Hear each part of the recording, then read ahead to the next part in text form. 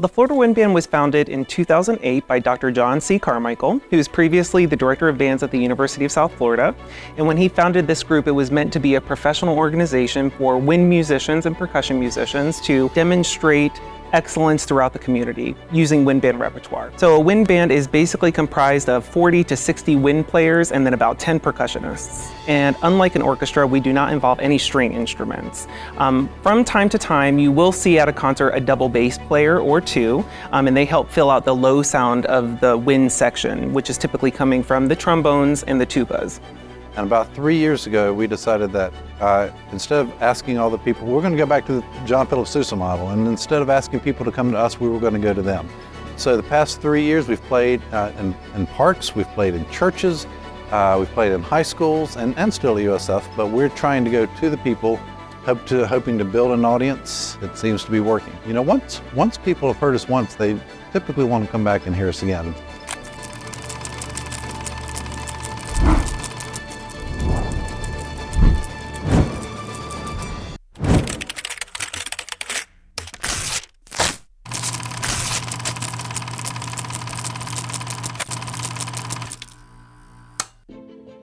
My name is Tony Negrone, and I play principal clarinet with the Florida Wind Band, and I also serve as their executive director. And I've been involved with the organization since 2015. In my role with the Florida Wind Band, I get the opportunity to collaborate with other professionals in the community, really for repertoire and music that's not performed often enough, because most orchestras don't play the same repertoire that we are performing. And I just think that every time we get together, because the ensemble only rehearses once and then does a series of concerts, it's almost like a family reunion. My name is Matthew McCutcheon. I am the director of bands at the University of South Florida. And I got involved with the Florida Wind Band when I moved here 17 years ago. I started off playing in the ensemble. I'm a percussionist, so I started off in the back of the ensemble, and I would conduct 1 or 2 pieces on every concert. And 5 years ago, Dr. Carmichael retired and left, and the band fell into my lap, and so I've been the director of it ever since. The mission of the Florida Wind Band is to bring the absolute highest quality of band music to the population. As the director, my main responsibility is to pick the repertoire, to pick the pieces we're going to play, and then to teach them in rehearsal and then conduct them in the concerts. So picking repertoire is one of the best and most difficult parts of any conductor's job, because we know so many pieces and we've listened to so many pieces and we've gone to so many concerts, and I've taught for 29 years, and so we've got this huge amount of repertoire that we know, but there's also lots of new pieces. So the first step is there a theme of the concert? So if, you know, a Christmas concert, that narrows it way down. A 4th of July concert, that narrows it way down. And then normally we'll have 1 or 2 sort of signature big pieces that we really want the ensemble to play, and we'll pick the rest of the repertoire around it to complement it.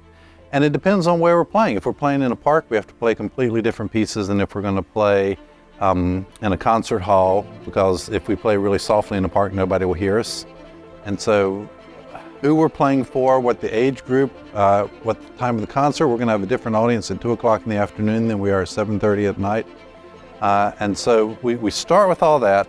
We start with a few pieces that we know and we love, and we start building the concert around that. I think the Florida Wind Band is one of the most unique organizations, because when we look at performance-based nonprofits, it truly is something that starts from inception and beginning, from playing your instrument from the first time through our youth ensembles all the way up until our adult ensembles, which have retired university professors from Eastman School of Music that are playing in this ensemble. So the caliber of playing is so incredibly high. I think it's just a fantastic organization, and we just have the largest variety of performers in the organization as a whole, and we really start people from the beginning and take them all the way through their professional career until they are welcomed into the home of the Florida Wind Band.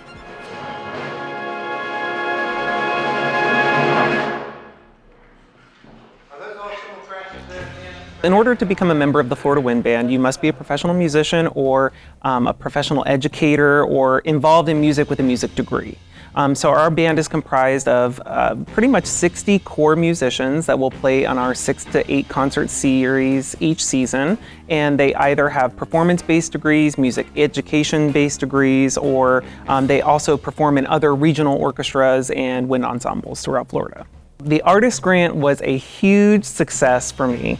The Artist Grant program fostered an opportunity for me to get funding to actually purchase my professional instruments that I use in the Florida Wind Band. And I would highly encourage anybody to seek out this grant for funding because it is such a great opportunity to expand your career, to expand your tools if you need tools, or even professional development opportunities that I think are so valuable. And they provide funding for all of those things right here in Hillsborough County.